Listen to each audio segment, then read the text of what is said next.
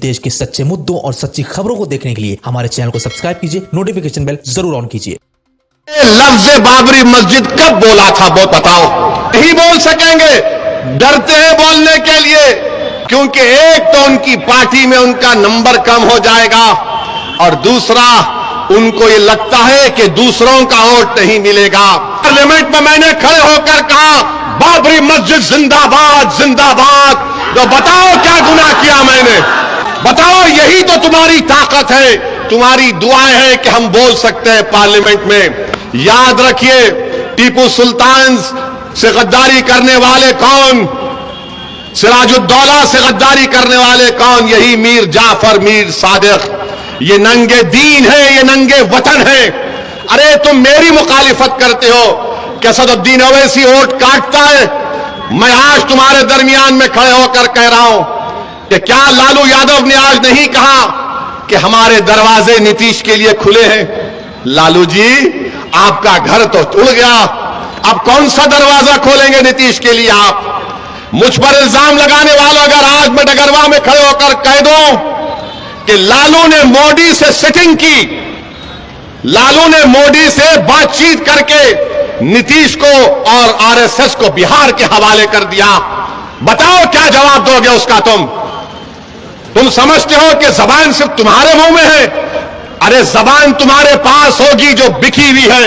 मगर मैं आज कह रहा हूं कि क्या तेजस्वी और लालू जिम्मेदार नहीं है बिहार में बीजेपी को लाने के लिए, बताओ आप।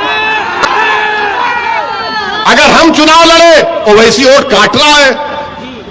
आप नीतीश को, एक बार नीतीश ने आपको धोखा दिया, आपने फिर उसको साथ दिया, दूसरी मर्तबा आपने बीजेपी को सत्ता दे दी, इख्तिदार दे दिया। और मैं चुनाव लड़ता हूं, सीमांचल की इंसाफ की बात करता हूं, मैं मुजरिम हो जाता हूं। मैं तो सिर्फ इंसाफ की लड़ाई लड़ने आया हूं अख्तरुल ईमान के साथ।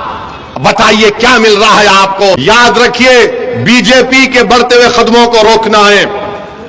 तीसरी मर्तबा मोदी को भारत का वजीर आजम बनने से रोकना है। पार्लियामेंट में आज मोदी के 306 एमपी में एक भी मुस्लिम एमपी नहीं है, एक मुस्लिम मिनिस्टर नहीं है।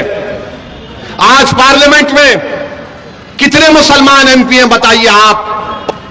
आपकी हमारी आबादी 17 करोड़ 2011 का सेंसस कहता है।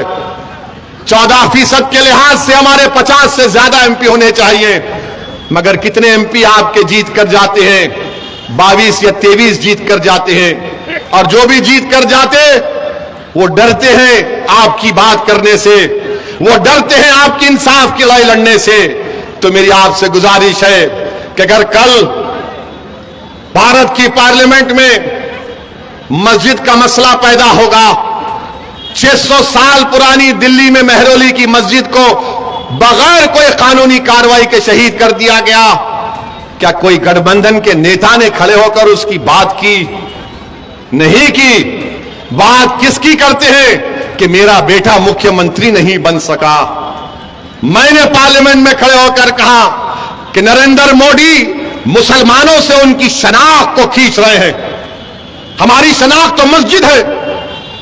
बताओ आप, ये बात आप उम्मीद करेंगे ये गठबंधन के एमपी बोलेगा? नहीं बोलेगा। कौन बोलेगा? अख्तरुल ईमान बोलेगा। हमारी मस्जिदों को आबाद रखो। और मोदी जी के बारे में हम एक बात तो कहना चाहेंगे। आपने देखा भारत के प्रधानमंत्री दुबई को गए थे। दुबई को गए तो दुबई के शेख को ऐसा गले लपटे, उससे ऐसा लग रहा था कि दो भाई मिल रहे हैं, या हबीबी बोल के उससे मिले। हम मोदी जी से पूछना चाह रहे हैं, हम मोदी जी से एक बात कहना भी चाह रहे हैं। मोदी जी, कभी अब अपने घर में आप बिल्किस बानो को बुलाइए। उस बिल्किस बानो को, जब आप मुख्यमंत्री थे, उसको 10-10 लोगों ने उसकी इज्जत लूटी। बिल्किस बानो हामिला थी, हमारी बेटी। उसकी 3 साल की बेटी को कत्ल कर दिया, उसकी मां का कत्ल हो गया, उसके परिवार के 2 लोगों का कत्ल हो गया।